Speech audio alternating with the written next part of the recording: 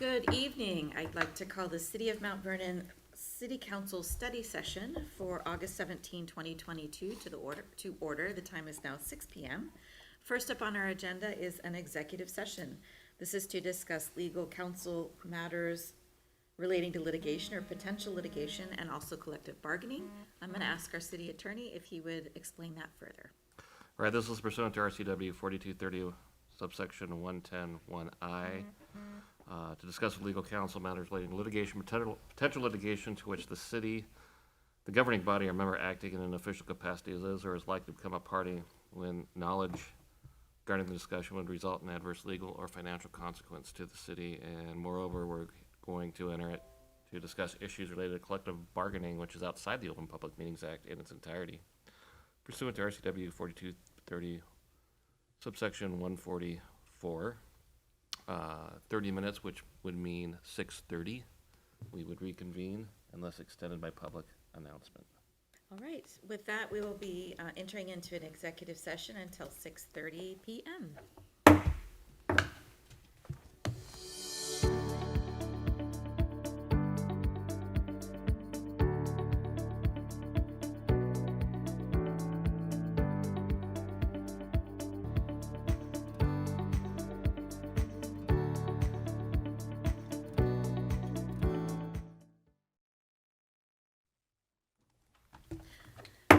We'll be back in our study session. The time is now 6:42, coming back in after an executive session. So item B tonight is our Shoreline Master Plan Program Update. And we've got Rebecca Lowell, our senior planner, here to present this item. Rebecca. Yes, thank you, Mayor. Good evening, Council. So as you will recall, the city spent a good part of last year processing updates to our Shoreline Master Program. The timeline I've got on the bottom of this screen here just represents the many meetings that were held between the City Council, Planning Commission, that led to the adoption of the Shoreline Master Program on December 8th of last year with Ordinance 3842. Following the adoption of this ordinance, the city was required to send those materials back to the Department of Ecology, and the Department of Ecology has the responsibility to re-review our materials and either approve what we submitted or provide comments and ask us to make changes to what we submitted. So following the approval on December 8th, on December 16th of last year, a copy of the city's approval was transmitted to the Department of Ecology. A little less than a month later, the Department of Ecology confirmed that what had been submitted to them was complete and included all the required materials. And in the intervening months between January and June of this year, I had a number of different email exchanges and conversations with staff at the Department of Ecology as they were reviewing what we had submitted to them, and all of that culminated in the Department of Ecology submitting a letter back to the city in early July, providing conditional approval of that plan with a handful of required changes and recommended changes to the SMP. And all of those, the detailed recommendations and requirements were contained in the materials that had been provided to council. And with that, staff's recommendation is that the city accept the required and recommended changes that were asked for by the Department of Ecology. Just as a side note, this will require another ordinance and a public hearing before the City Council. After that happens, we would transmit the updated materials back to the Department of Ecology for their final approval. And last but not least, should council wish to revisit the SMP regulations at a later date, this is something that could be added to our legislative work program for 2023 at council's request. So with that, I'm happy to answer any questions you may have. All right, any questions for Rebecca on this particular item? Just to make a comment, you provided us with a lot of information. You and the recommendations from Department of Ecology, in all reality, they make sense. So I think that we should, as a council, should move forward, schedule that public hearing, and adopt the recommendations that were made by Department of Ecology. Any other questions for Rebecca on this? No questions on my end, just a follow-up commentary to what Councilmember Holst mentioned. I was able to review Department of Ecology's required and recommended changes, and they went in depth to go ahead and provide their thoughts as to why it's required and why it's recommended. And it's a good review from them. So my recommendation would be to go ahead and follow with the response to the director, accepting the both required and recommended. All right. Very agreed, okay. I should actually ask, is there any opposition? All right, so Kevin, would it be procedurally, we would want a motion to accept the required, or do we just, I don't think Have you need a consensus motion and- to okay. follow the Shoreline Master Program. We'll just adopt an ordinance, we'll have a public hearing, and the council can take action okay, up or down okay. at the time. All right, with seeming consensus from council, we'll go ahead and move forward and set up that next stage of public engagement for final adoption, so. Excellent, thank you. All right, thank you, Rebecca. Item C tonight is the Library Commons project update, and so they're gonna switch a few slides for me. And first off, though, is tomorrow is Thursday, August 18th.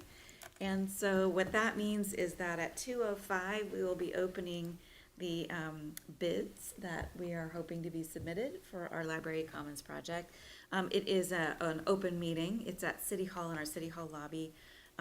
Bids are due at 2:00, and then it takes just a little bit shuffling around before we actually start opening them. So we are hoping that we see an engineer's estimate number, and that would be between 33.2 million and 36.75 million.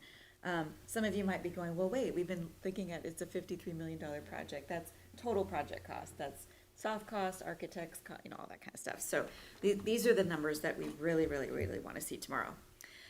Next slide. So the numbers that we hope to see tomorrow do not include the alternates, although the bidders will be providing a dollar amount for the alternates, so that as we move through construction, hopefully, and we choose to add certain things, they have already bidded on what those dollar costs would be. Does that make sense for council?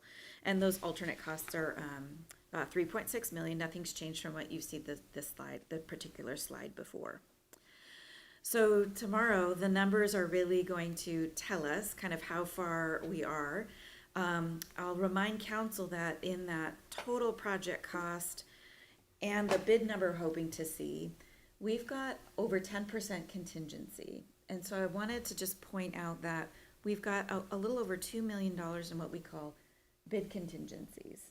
So if it's over a certain amount, it still falls under the number you've heard all along, the 53, right? If the numbers come in, say, on the low end of the engineer's estimate, that means that this number on the right, that's 6.5 million, we're kind of still finding, that goes down. So there's a lot riding on tomorrow's numbers, is kind of what I'm trying to get at. And that number doesn't include the alternates yet. So just lots more that we'll be able to share after we know what those numbers are. Let's see, other funding possibilities. I've kind of shown this for you, just a screenshot, you clearly can't read it, but I keep this big tally of all of the projects, all the funding sources we're tracking right now. So as disappointing as the RAISE grant was, at least for this year, and believe me, it took me about 2 days before I could even talk about it without, either raging or crying. We've got a whole lot of things that we can look at and that we'll apply for, and we'll keep going, and we'll just talk about that more next week, kind of after we know really where we're at. A couple of those things, next slide, are these. So right now, there are a couple Washington State Department of Commerce grants that are open, specifically for EV infrastructure. One, it would be, say, to cover the transformer and electrical switch costs. So that's eligible, so we're applying for that. The next round, a few months after that, will then be specifically for charging equipment. So those are in play right now. There's a FEMA grant we've applied to do the cost of the entire generator. So that's about $600,000. So that's out there right now. There's a National Endowment for the Humanities grant that's due October 4. That's $1 million, and that would cover more of the library function. So we've kind of got all these things lined up. And, you know, if we had received the raise grant, we could have just been done and went wahoo and just kind of partied for the next year. But we'll be still working on that. But I just wanted you to know that there's still those things in play. One other thing that has also come up is that there is a law that exempts equipment, construction, infrastructure that is required to install EV charging stations. So what that means is right now, construction estimate, sales tax estimate for just construction alone is a little over $3 million, right? We're gonna have a tax attorney look at this law for us and see how it would apply to the project, and could that $3 million be reduced? Because we'd be exempt, and then how much from? So there's a little more angles that we're working on too. So I just wanted to share a little bit about how we're looking at what the number could be. So next week in committee, we'll have the apparent low bid number, the apparent low bid contractor, and we'll really start looking at how we make that number. So I just wanted to just, again, not super detailed update for you tonight, but just a lot more to come, and answer any questions you have about going into tomorrow. As soon as we have those numbers, I'll send the email out as quick as I can so that you know. So, any questions on where we're at right now? Nope, Yeah. pretty clear. We just need to wait for those numbers to come in, and then we can start figuring it out from there. Exactly. So, Richard, did you have a question? Fingers crossed. Yes. Yes. It'll be an interesting day. And I told staff it's either meditation or medication. I don't know which one. Okay. All right then. Moving on to our permits and projects update, and I think Rebecca's going to come up for this one. So.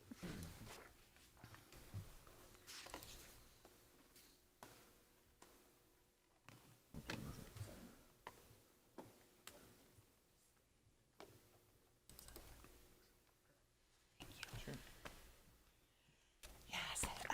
Thank you again, Mayor and Council.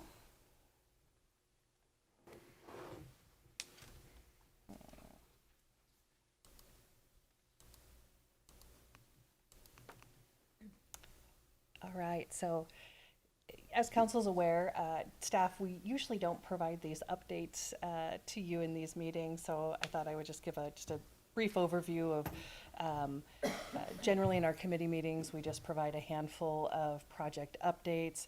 There's no specific reason why these projects were picked, other than as staff, we thought they would be of interest, or if a council member has asked a question about a project that's going on in town, we'll provide some additional information. So we've selected 3 projects for tonight. The first one, the one that we've had a few questions about, is for the RV park that will be located. I've shown it on the map on the right-hand side of the screen. So north is up. You can see where I-5 is located, north and south, and I've bound the approximate location of that 20-acre site in red there for you. In short, it's just to the west of Lowe's and north of the Skagit River. So what this will be is a 160-stall RV resort at its site address is 324 West College. And this proposal will have picnic shelters, playgrounds, open spaces. It'll have laundry and shower buildings, and an approximate 10,000 square foot clubhouse. And the image that I have here on the screen, that is the image of the clubhouse that's actually on the construction plans that our office is currently reviewing. And it's a very nice looking building. I thought it might be of interest to the council. But I would also let you know that there were 6 building permits, a fill and grade permit, and a minor modification that are all under review with our office. Those items were submitted approximately, oh gosh, I want to say about 6 months ago, and have been, a first review has been completed on all of those permits. Those review comments have been provided to the applicant, and we have been, that was approximately 11 weeks ago that we provided those comments back to the applicant. So as soon as we get revised plans back into our office, we'll be making, do a new review, and hopefully we'll get them on the path to getting this under construction. So, I have a question. sure. Do you know where that building is gonna be sited approximately on that piece of property? It will be, and actually, can you see the Uh-huh. pointer? All right. So it'll be approximately, let me think. So the extension of College Way comes through here. I believe it's right, right in this location right here. Thank you. Will there be anything up top in the red? There will be another row of RV spaces in that area. So that will, the RV spaces continue all the way up into this little, almost looks like a panhandle of this lot here. Okay. Rebecca, and for these RV owners, are they going to be just temporary there or somebody that can be permanent? They're required by our code to be temporary, and we actually put a limit on the length of their stay in this area as well, which will also allow the city, I believe, to collect hotel motel tax on that. That was the intent when that code was adopted quite some time ago now. So Or when you say temporary, how long you think would be? I will have to email you tomorrow if I'm wrong, but if my memory serves me correctly, I believe they can stay a total of 6 months within any 1 year period. Thank you. But again, I can't it's been remember. many years since I've looked at that, but if I'm wrong, I'll definitely send out an email to council and correct that if I'm not right. Any other questions on this Questions one? on that one? All right. All right, so the next project is one that I have actually updated you on recently, but I have some new photos that I think, well, I find it interesting, so I thought, of course, you would as well. So this is the new medical office that's being built just to the west of the existing Skagit Valley Hospital. If any of you have driven by there, I'm sure you've noticed the construction fencing and lots of things going on there. On this slide, I've got just the elevation view of what that building will look like, and then I've just got a vicinity map showing the location of this. And I thought, since you can see this, this right here, this will actually end up being just parking. The future building will be located in this location, and then over in this area will be the parking lot for the new facility. And here are the photos I wanted to show you. It's a fascinating system that's being installed, a stormwater system. So what you can see on the photo on the left-hand side, what they've done here is they've, of course, dug a very large hole. If you look at the back of that photo here, this is the cancer care center. So this is looking south across the site, standing near Division. And you can see how large this hole is. If you look at, well, the gentleman that's standing here, and you look at this very large piece of equipment, you can see really the magnitude of what has been dug out there. So what they've done is they've dug that area out. They had to put down the gravel that's in this area. And then if you look at the picture on the right, you can see then they had to line it with several different layers of cloth and neoprene. And then they started to put in, I've got a few more pictures, you can see that these black boxes here, these will end up holding the stormwater, because what will happen when this is done, let me show you the next picture, then they began stacking these boxes on this site, and you can see from this picture on the left, this entire area is now filled with these crates. And then the parking is on top of that. So they provide the structural support for the parking, And this is where the stormwater for this site will be attenuated and then metered off the site. So it's an enormous facility. And of course, we've got lots and lots of photos. I just got to look through the photos. I really wanted to go out on site, but Alan Danforth, our engineering manager, of course, was out there for several days. Just fascinating to watch them. The construction workers had to make all of those boxes and then stack them all up and get that prepared to do that. We've seen some similar types of stormwater facilities, but I've never seen this exact product installed, which is really fascinating to watch, and to be able to see them under construction was, it's great to see that project moving along.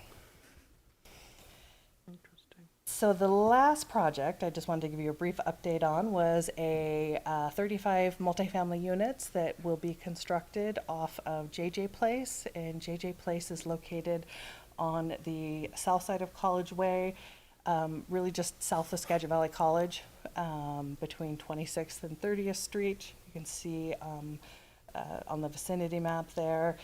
And we just have permits have been submitted and are actively under review, and we're looking forward to getting construction started on some more multifamily units in the city.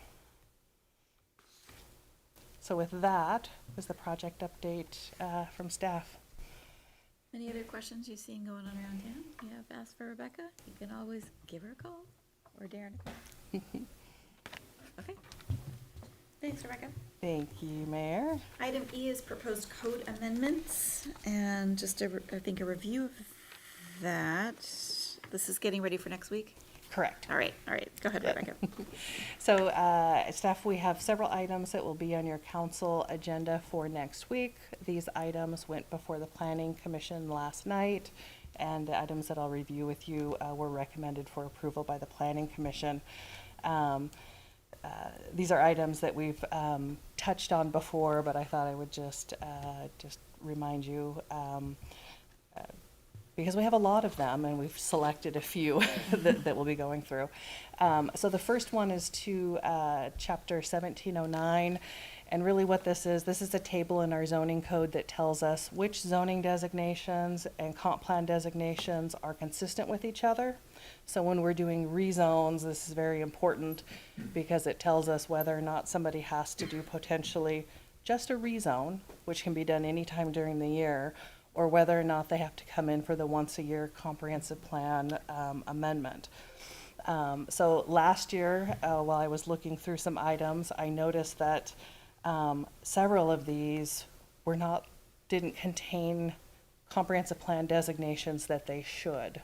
So what this amendment is doing is adding additional comprehensive plan designations to several of our zoning districts in the city. So this is really, it's a cleanup, but it's a necessary one to make sure that somebody doesn't unnecessarily have to go through a comprehensive plan amendment when they could potentially just do a rezone. The next code amendment was the one for, in our commercial limited industrial zone, to reduce the setback for marijuana uses from public transit centers. And sorry, I don't need to go through all of this. This was part of my presentation from Planning Commission, because you'll hear this next week. Because I know we've talked about this several times. So really what this, our current code requires a 1,000-foot buffer from parks, schools, daycares, transit centers, libraries, recreation facilities, and game arcades. And that is because that's what the state law said in 2013 when that code was adopted. In addition, the city also adopted regulations requiring a 1,000-foot separation from residentially zoned areas. And those uses also could not be located within the 2 existing mobile home parks in the South Mount Vernon area. So what this code amendment would do, it would reduce that 1,000 feet to 500 feet from just public transit centers to allow property in South Mount Vernon that is uniquely situated to be able to be developed in the future with a marijuana use, which I think would be, as staff, a good reuse of that structure in South Mount Vernon. So I'm just gonna skip, this is what I'm sure those of you who were here in 2013, when I pulled this map up, I thought, oh gosh, a blast from the past. This was the map showing the areas that could have marijuana uses and not. But really, when it comes right down to it, this is what this code, on the left-hand side, it requires 1,000 feet currently, and that's what's shown from this transit center. If we reduce it to the 500 feet, the one structure that was once used by BBC Biochemical could be used for marijuana uses. And that's what that code amendment will come back before you next week. That was 9 years ago. Seems like yesterday, doesn't it, Gary? Yes. Well, and I went back and we did code amendments from 2013 to 2017 for different marijuana. There were marijuana. Storage, Exactly. The collective gardens, the transporters, as the state shifted, we had to keep shifting too. So in addition, next week, we will also have some updates to our transportation element of the comprehensive plan, which is just adding the Library Commons project in there. And then Bill Bullock will be here with your transportation improvement plan as well. So those all went to Planning Commission last night, and will be before you next week as well. So. Nice packed agenda for next week. Yes. All right, item F tonight is a hotel feasibility study. This is being presented by our new Development Services Director, Darren Groth. Welcome, Darren. Yeah, thank you, Mayor, members of council. Darren Groth, Development Services Director. This is the start of, almost the middle of week 4 for me. So this will be the first time I get to present something to you. I know I've been able to at least meet a lot of you, and I look forward to having a good discussion about whether a hotel feasibility study is something that you would consider in the future. What a hotel feasibility study would do is it actually is performed by a third-party company. They'd come in, look at the market, help identify whether additional rooms would be supported. If so, what would be the class of hotel, how large it would be, what kind of amenities would be looking for. They leakage reports as far as where people are going and staying, what's the likely attractiveness of the market. And this core distinction group is actually a proposal. I'd worked with them in the past. In my previous couple of positions, I'd dabbled a little bit in economic development. So I'm familiar with this company. They actually performed a feasibility study for Linden that did result in a successful hotel actually being brought to that community, and it's under construction now. I think it's close to being open. So this isn't something that we would have to do immediately, but as you saw in the backup materials in your packet, one of the proposals likely could be if, the additional currently owned city parcels that are used as surface parking, once they get to be more excess lots, if we get the parking structure completed, there might be something that we could do, public-private partnership, or there are companies out there that actually look for investment types in the community, and they can be part of the development of the hotel. And Core Distinction Group is actually working with some of those kind of groups where you won't need a hotelier, especially if it's more of a boutique hotel. So this is just an item for tonight's conversation. I know you typically have Development Services Committee meetings on this evening, so this was just one item I thought I could bring to the council and just gauge the interest, if this is something to reach back out to Core Distinction Group to pursue. So hopefully I can answer any questions you might have or take any direction that you could provide. So for me, it's kind of intriguing to maybe look at this. It looks like we're probably targeting the downtown area rather than possibly the whole entire city. But before we move forward with this, we do have, I'm going to refer to it as the Hovey study. It's not the Hovey study, but we've got a study that's coming back to kind of take a look at the overall scope of the city and see where different development could happen. So I'd be interested in seeing that survey completed and the results of that before we move forward with another study. I mean, we may get a lot of answers out of this study that we're already conducting. Darren, could you remind us of the cost of this particular study? I forgot to have you mention. 15,000. Yeah, the proposal, I believe it's $17,000 total. That's paid, half of it is due upfront, and then that'll allow, this group is from the Midwest, they come out, do the study, do the research.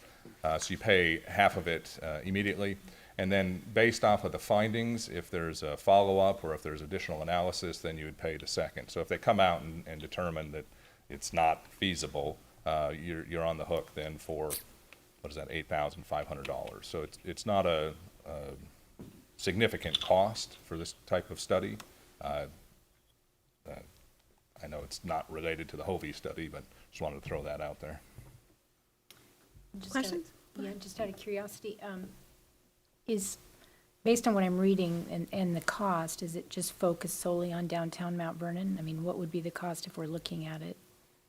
College Way, Riverside Drive? Yeah, really, it's a market, so we can set the parameters of what the boundary for their analysis would be. But it's what we're buying is access to the data that they have in order to perform the leakage and the analysis. There isn't necessarily a geographic restriction to it. So one of the thoughts would be, yeah, would a hotel work downtown? But if we do proceed and we have this study, the feasibility, since we bought it, we'd own it, we could use it to help recruit any hotel, I guess, in the location of that, what you mentioned, College Way. So it would work for the boundary of the city pretty much, or whatever our market area would be. I'm learning, we probably wouldn't share it with Burlington.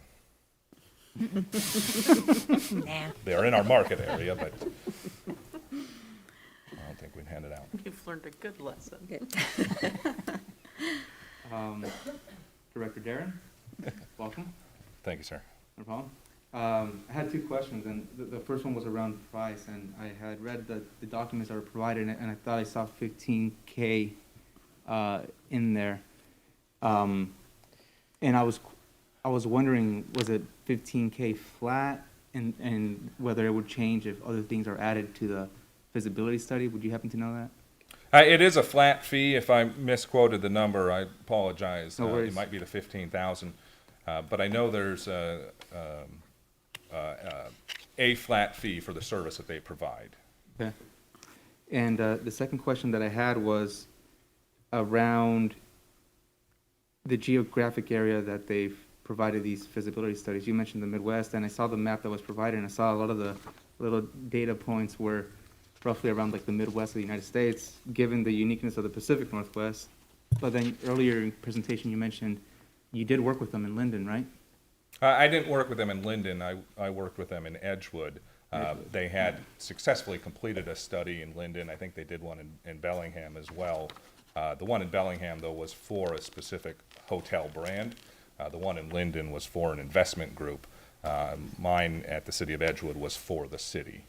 I see. And yeah, that was exactly my question. I was wondering if they had done studies within this area. So, I mean, Pacific Northwest is very unique, and I saw the number of experience they have, but it was really in the Midwest that I was seeing. Correct. Yeah. Yeah. Well, thank you. Appreciate it. Thank you. One reason why I asked Darren to bring this forward after he had mentioned that he did this is, in order, the city did this type of thing with what's called civic partners. This was before my time, and I think it was 2010, and don't quote me, but it's been very dated information that was done at the time. What this could do in helping us is giving us some data around that economic growth of what a hotel would bring, and for my purposes specifically in the downtown area. So when we're applying for grants and things like that, like say the Skagit County Economic Development Grant, right, that we've received, they ask questions about, you know, what data do you have to prove the economic development of, say, the Commons project? But the Commons project is so that we have parking so we can have a hotel or other development. So I was very intrigued by, you know, Darren bringing this forward, and the cost seemingly fairly affordable, but it could also serve a purpose of giving us that data for going after some of the grants that we're trying to get specifically for the Commons. So that's another thing to consider for that cost. So And while I hear what, you're saying, Mark, you don't want that other study to get slowed down or anything like that. And correct me if I'm wrong, John, on this, these folks are pretty independent. It's not that they really are looking at making either policy changes or stuff like that. They're strictly looking at market data. So if that helps, just to consider that, I would throw that out there as well. Yeah, if I can add to that, Mayor, I think that's a great point. Yeah, it wouldn't slow it down. These guys do operate independently. Getting that information, my opinion, after talking to our consultants on that other study, I think the results of this that you get probably in about 30 days might even be referenced in that other report as good backup data, because it would be more up to date than anything that they've been looking at from the past. They're actually still waiting from data from last year. So every week that goes on, that data is a little more out of date. So this might even help inform that other study. Do you have an idea where the funding would come from? Thank you for asking. Within the development, and I should let Darren answer this. Go ahead, Darren.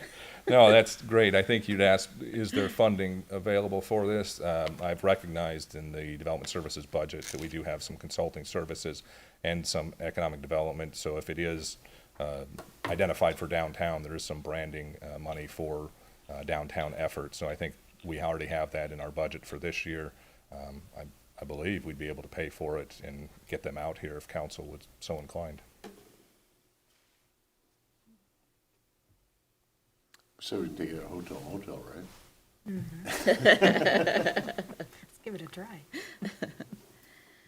So the reason, it is over 10,000, so it would have to have council approval. So that's why I wanted to ask you about this tonight, and if you're willing, and we could bring it back at a future meeting. I would say that there's probably some data that can be utilized here. We may be able to do some recruiting with some outside investors and create some development interest in downtown. I like to look at the entire city, not just downtown, though everybody's got a fondness for downtown, but I think we should probably bring forward a contract or an agreement to enter into with them to get that study, and we can pair it with that Hovey study. Yeah. Well, I'll jump in too. Thanks for bringing creative ideas. Excited that you have a passion for downtown, not just downtown, the whole city and economic development, because it's timely, to keep thinking about, as we have parking coming online, redevelopment at downtown and investment in that area. So I do wonder if there are folks in our region who we can start that dialogue with. What are the groups that are out there doing this kind of work? What kind of input would they have about how to structure such a study? And then also, just to kind of clarify, the acquisition or contracting process, so this is less than 20,000, so it could be sole sourced, is that what I'm hearing? Or would we ask for a competitive process? This is not a public work, so it doesn't require a low bidder. It's not an engineering or architectural contract, so it doesn't require a request for qualification. You're always entitled to go out for an RFP, a request for proposals, give a scope and have people provide it. It's just not required by law. I prefer that kind of process myself, but lots to think about and talk about here. So thanks for bringing it forward. All right, there's no other questions? We'll go ahead and move on. Thanks, Thank you. Darren. Nice job, Darren. Item G tonight is a discussion of House Bill 1406 grants, and Peter Donovan is here to present this item. Thank you, Mayor. Hello again, Council. We are going to talk a little bit about House Bill 1406, and as always, I'm just going to do a little recap because it's been a little while. 1406 is a sales tax credit, and the tax credit is going to be returned to the city from the state, and that funding can be used to serve residents who are at or below 60% of Mount Vernon's median income. The funding can be used for either acquiring, rehabilitating, or constructing affordable housing, or it can be used for operations and maintenance of new units of affordable housing and supportive housing, or it can be used for rental assistance. Council has indicated your commitment of future 1406 funding to Martha's Place, permanent supportive housing operation that opens next year. So until that facility is operational, council has determined to award the city's preliminary collections, last year's and this year's, of 1406 funding to nonprofit agencies that serve our residents. Early on, that amount that we were working with, Doug projected that to be about $120,000. Council directed staff to create an application for the funding, as well as a process for agencies to apply for these grants. The application, the timeline, the third-party application review committee were all created. They were all approved by council at your May 18th meeting. You may recall that members of council like the idea of a third-party review committee because, as one of you said, that removed any personal or political conflicts of interest from the council selection process. That committee was made up of United Way of Skagit County, the director, and a couple of board members as well. The original approved timeline had agencies being notified of their grant awards by August 1st. However, at your July 20th meeting, after the third-party committee had made their recommendations to council, a couple of council members disagreed with the actual recommendations. And so more discussion was needed, and the award announcements were pushed back a month to September 1st. So now that brings us here tonight to council has had the applications and the recommendations in hand for the past month. Staff is now recommending that council stay with its original plan by accepting the review committee's recommended allocations. And even though you're not going to be taking any final action on this tonight, it'd just be great if we could get a feel for how this would do next week as an agenda item, as an item for action.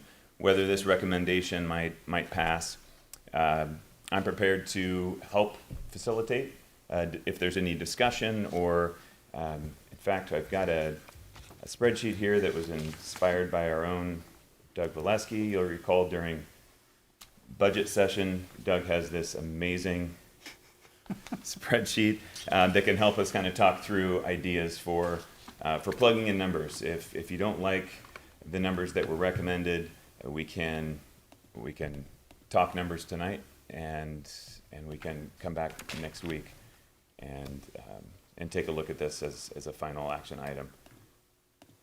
So left column, you see the agencies who applied and the amount in the second column that they requested for their projects. Council has all of the applications in your electronic packet. And then third column, you see the recommendation from the review committee. And we can fill in the final two columns. One thing I would say is one thing to consider would be if you want to award this as an amount, as the United Way recommendation is set up here, we can also do recommendations as a percentage so that we can just still hold the intent of the committee in their recommendations, but we don't necessarily know what our actual amount is going to be, what our collections are going to be.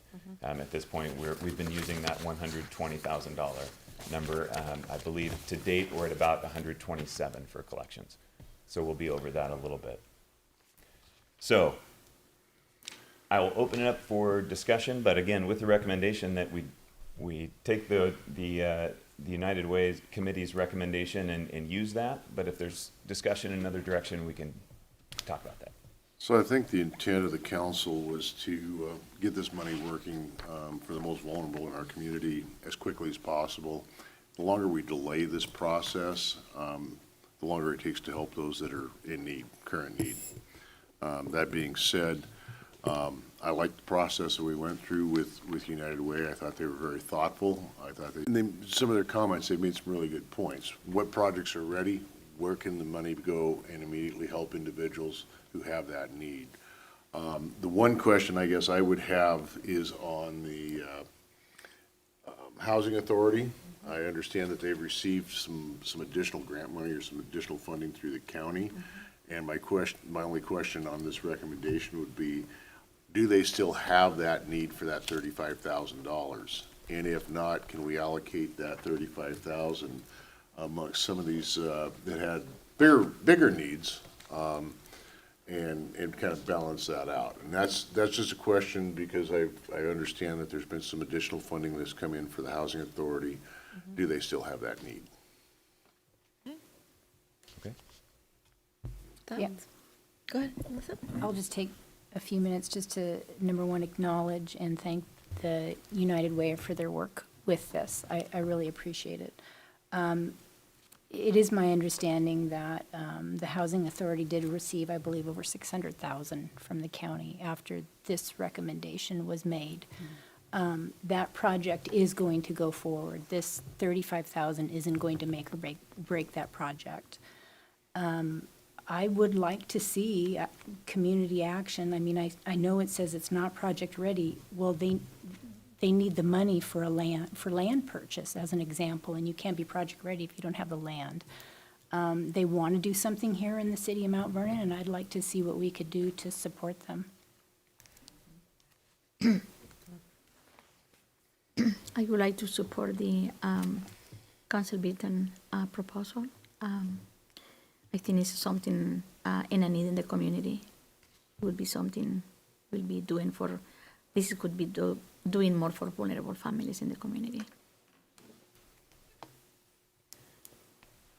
I agree with the Housing Authority reallocating that proposal, either fully to community action or a portion of it to community action, and maybe, splitting some other up. But I definitely think that the Housing Authority has been fulfilled.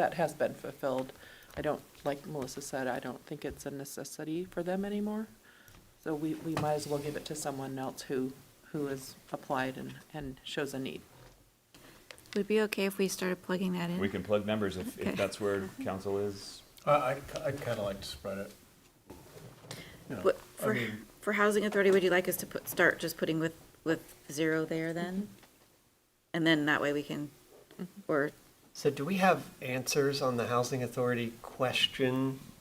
Peter, we were asking both about the other resources that they've gotten and sort of where they are in their pro forma as they sort of wrap up this really great 51-unit development for migrant family, farm workers and others. Do we have those answers? Because without that, I feel poorly equipped to pull money from this recommendation without knowing that answer. I haven't had any correspondence with Housing Authority since these recommendations, so I don't know the answer to it. Thank you for trying. On similar lines, what I can recall from the meeting about a month ago now, one of the questions that came up here from this body was what the guidelines were that, was it United Way?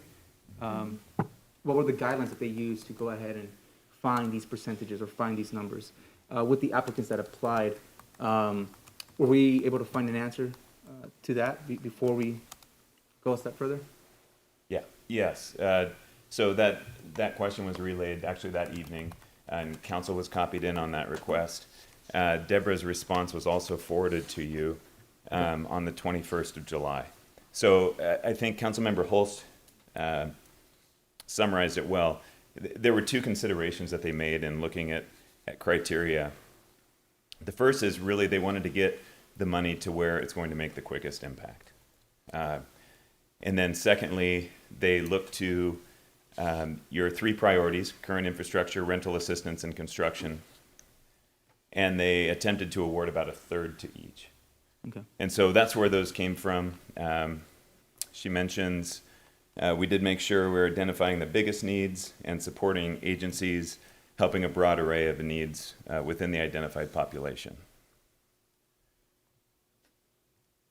There was follow-up from a committee member on the 29th that was forwarded to council, and he made some other comments about their funding decisions. Okay, thank you for the review. could we confirm other allocations so that we can make some movement? So I would say the other ones, so YouthNet, Iris, Friendship House, Family Promise, is council agreeable to those particular amounts? I'm absolutely agreeable to those. My thought was that that if we were to find information from the housing authority that they don't have that need for that 35,000, is, we know that Friendship House has served our community for many years, and there's always a need for that facility. They'd requested 54,000. Can we bump that up the 40,000, another 5,000, or another 10,000? Can we, Iris, they had requested 50,000. The recommendation was 20,000. Can we bump that up? Because these are dollars that can go into the community immediately and be used. The same thing with, what was it, Family Promise. They'd asked for 30,000. We allocated 15,000. Can we just kind of shift that into those allocations so that those organizations with those needs that have the ability to serve those individuals would have a few more resources to do that with? Sure. And That maybe- is, if Housing Authority has met their funding needs. Yeah, maybe I could recommend this. If I talk with Housing Authority this week and they say we still desperately need the money, it's still part of our funding plan, would council want to adopt the recommendation as it's been made?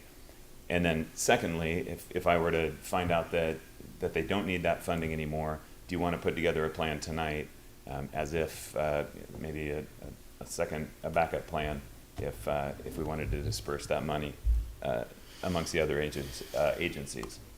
Is that something that sounds That would sound reasonable to me. okay? I mean, as I stated earlier, it was council's intent to get the dollars to those individuals that have the needs as Sure. quickly as possible. And the longer we try to play around with it, the longer those people those people still have those needs. Yep. Okay.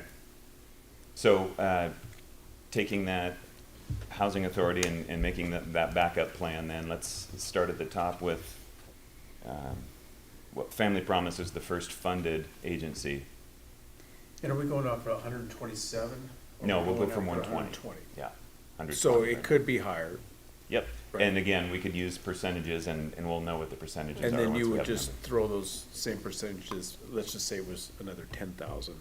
You would just throw more percentage-wise, like we're gonna do now, into those areas?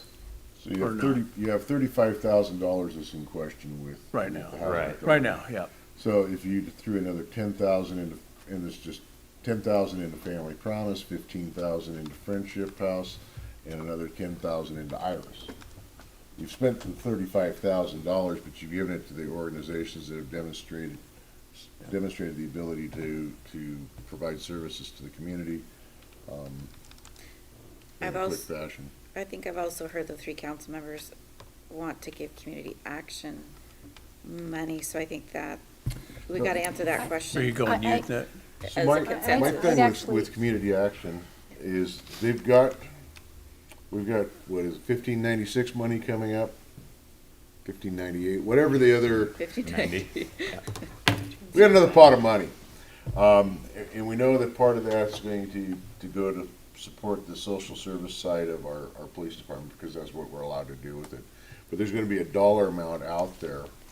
And what I would like to see in that, I've talked with Mr. Hinkle about this, was I'd like to see the city put together a similar application plan with those dollars that we're gonna have in excess, whatever those dollar amounts are, and have a process where they submit an application for their future plans. So maybe over the next 10 years, they've got certain projects that they'd like to complete.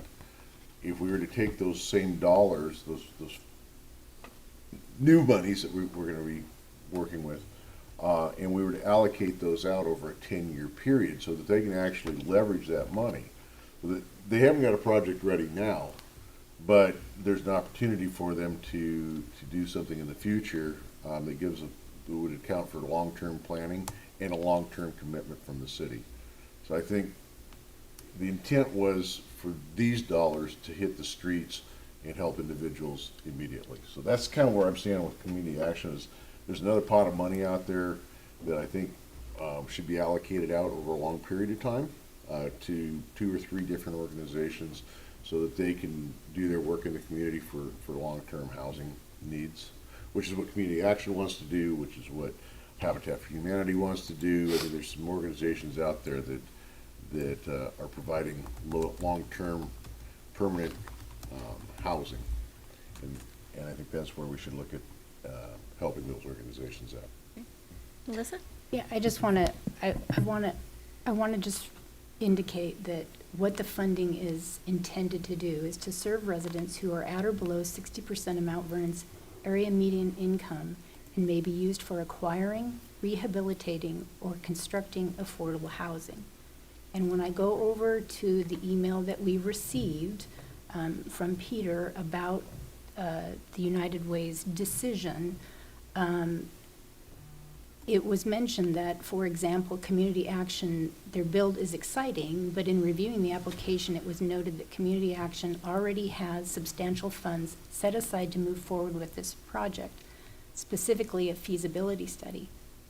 I would respectfully argue that the Housing Authority has significant funding, and as do some of these other agencies. And I just think, for me, it's trying to help Community Action build on what they're trying to do in our community. They do have, Richard, you're gonna have to help me out here. I know that they have housing up on 4th Street that is very successful, correct? Community Action? On 4th Street. Yeah, by the shelter. The shelter. Okay, Oh, okay, it's the right. shelter. Yeah, So- there's the family shelter that run for decades there. Yeah. So, Mark, I do not disagree with you. I don't disagree with anyone up here. I'm just trying to help them, give them a little bit of a leg early on for property acquisition or whatever they need. Yeah. Mr. Donovan, could you refresh my memory with Catholic Housing Services on why the recommendation was 0 for them? Yeah, Catholic Housing Services application was essentially for what council dedicated that funding for once Martha's Place was open, permanent supportive housing was open. So there wasn't a need for the funding immediately, in other words. It was once that was coming. There may have been some wires crossed there. They may not have known that they were already receiving funding for those purposes in the future. So that is why United Way turned that one down. Okay, so just a quick follow-up question as to that. With the application that Catholic Housing Services submitted, I believe they mentioned that they were asking for rental subsidy for 8 units at an estimated cost of $10,000 per unit per year. I believe so. Yeah, I've got it here somewhere. But Okay. yeah, was there a question along those lines? The total request was 80,000. The total request was Right. 80,000, but the recommendation from United Way was 0. Correct. Okay. And So- one, just, the council had dedicated a few years ago that the proceeds in its entirety would go exclusively to Catholic housing when they opened Martha's Place. So I think that's why. So going forward after this, just the singular pot of money right now, they will receive it in perpetuity every year, the whole allocation. I see. That's why, yeah. Yeah, so if this is 120,000 available now, there's another 18 years available, so 9 times this amount is dedicated to Catholic Housing Services for operations and maintenance of Martha's Place. So they're getting the lion's share of this already, which we're super happy to be able to partner with them on. So I think that folks out in the general public should know that.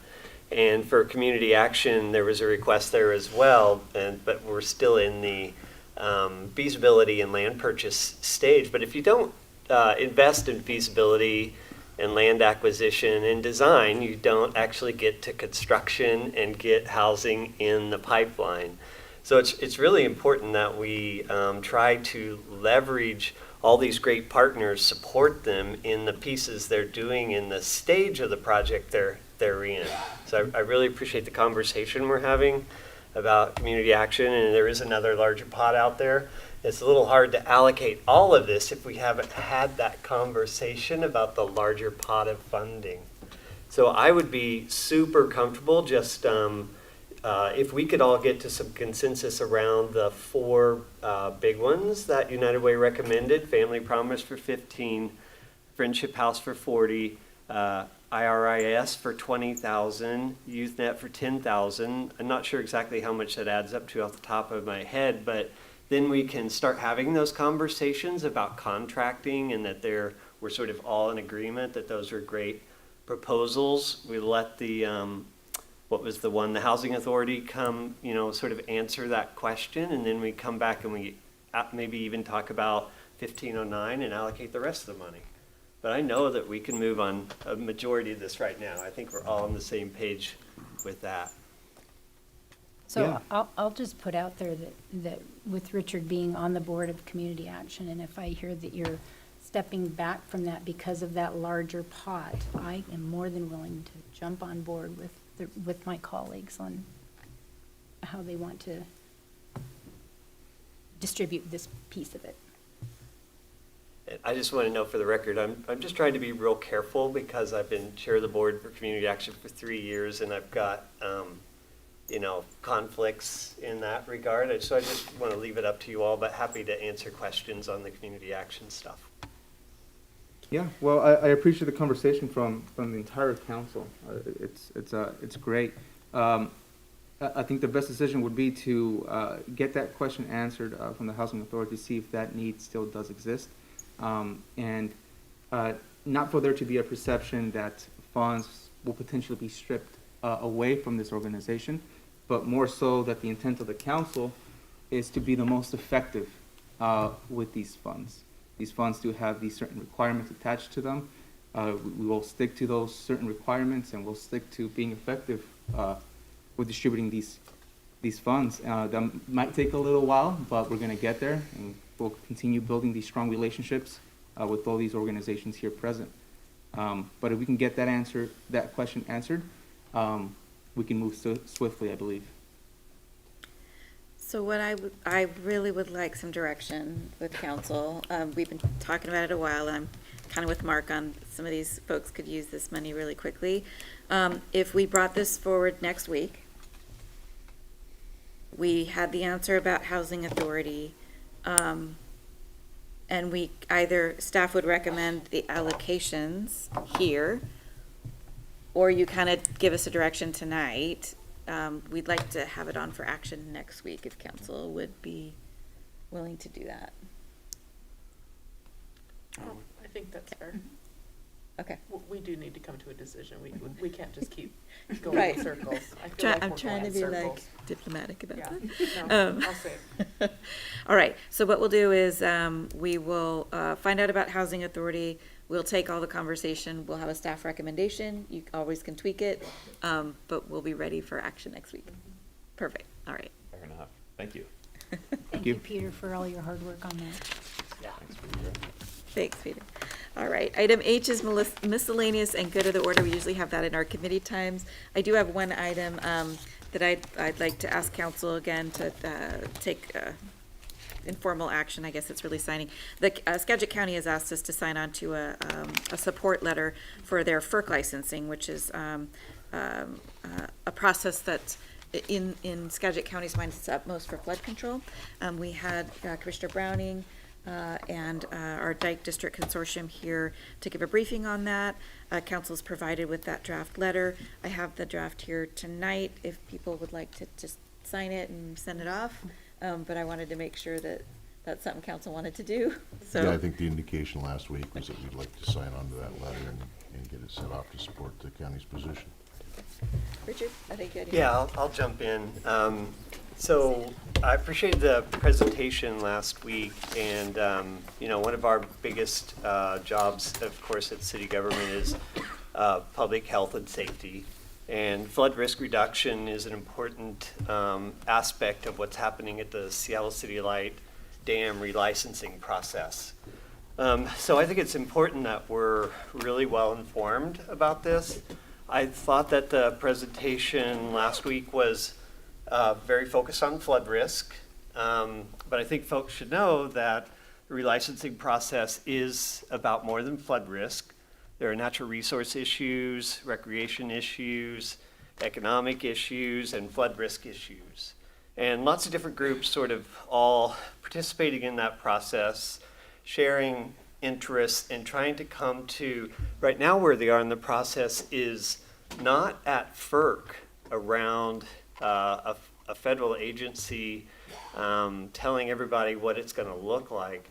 What's happening right now is there's probably 30 different licensing participants who are all in what one would call sort of global negotiations with one another. There's a very detailed organizational structure with many committees working on all of these different pieces of the puzzle.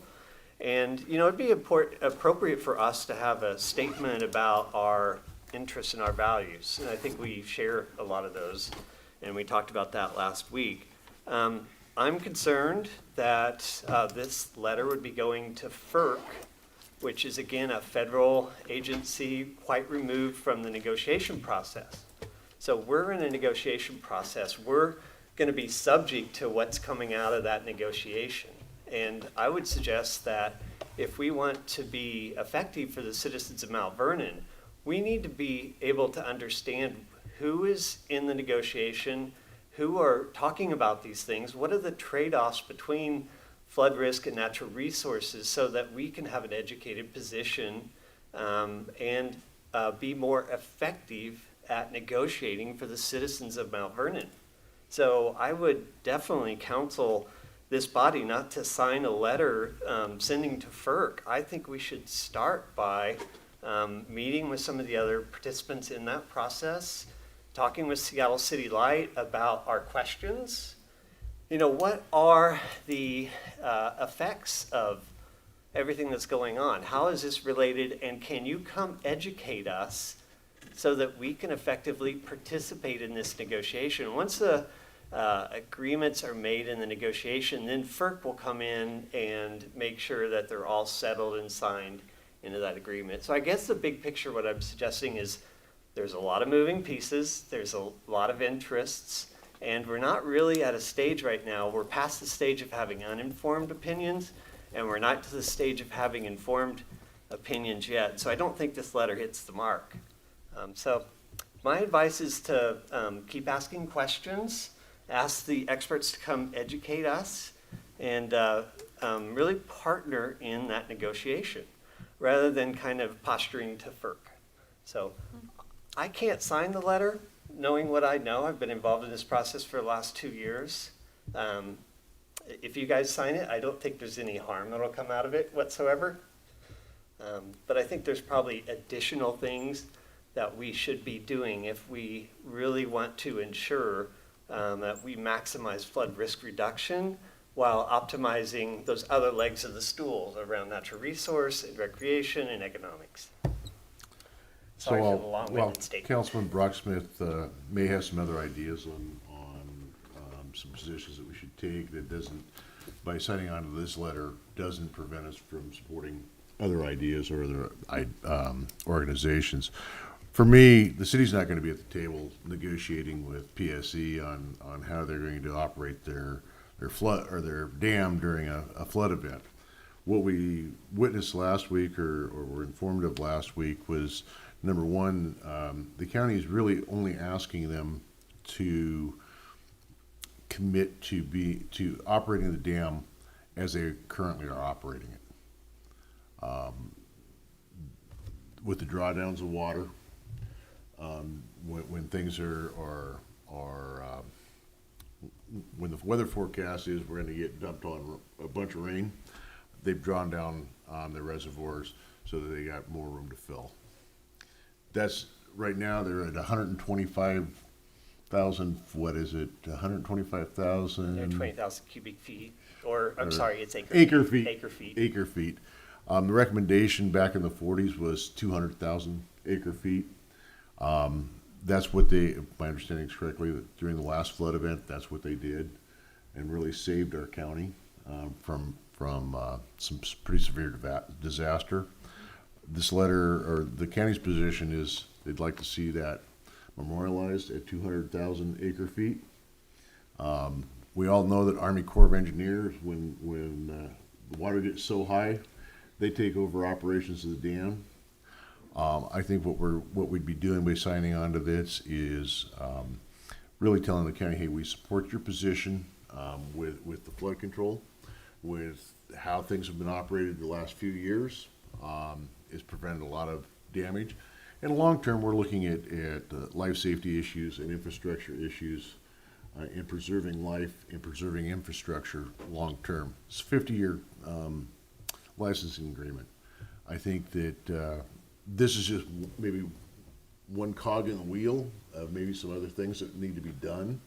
But for me, it was pretty clear that what they're committed to, what they're required by law to do, is far less than what they're currently doing.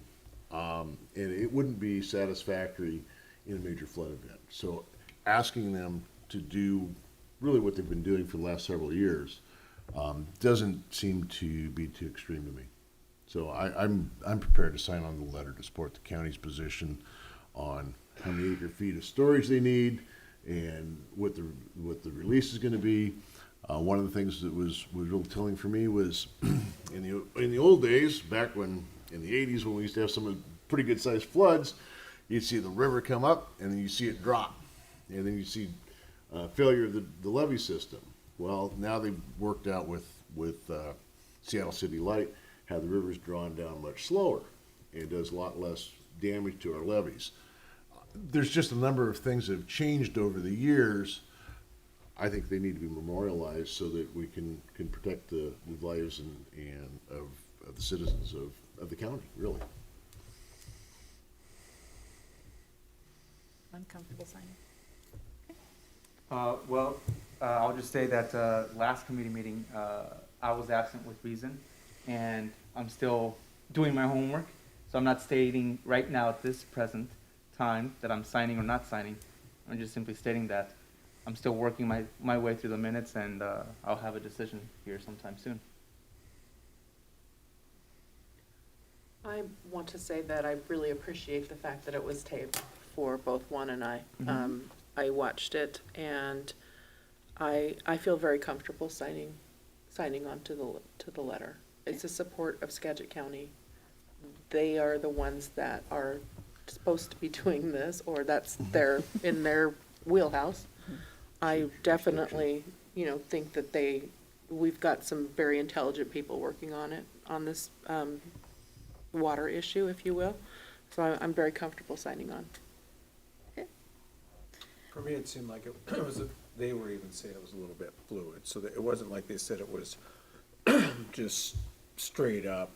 They said there's so many different agencies and everything coming into this, so, but I'm fine with where they're at as far as the amount of water they can hold back in the dams. Starting it in October, even though I don't like it during silver season to have a high river.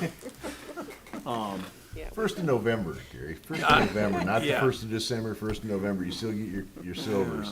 Yeah, it still messes things up a little bit, but I'll take one for the team at Mount Vernon. Anyway, yeah, I'd be fine signing it. All right, so I have a document here for signatures. Of course, individual council members can decide what they'd like to do.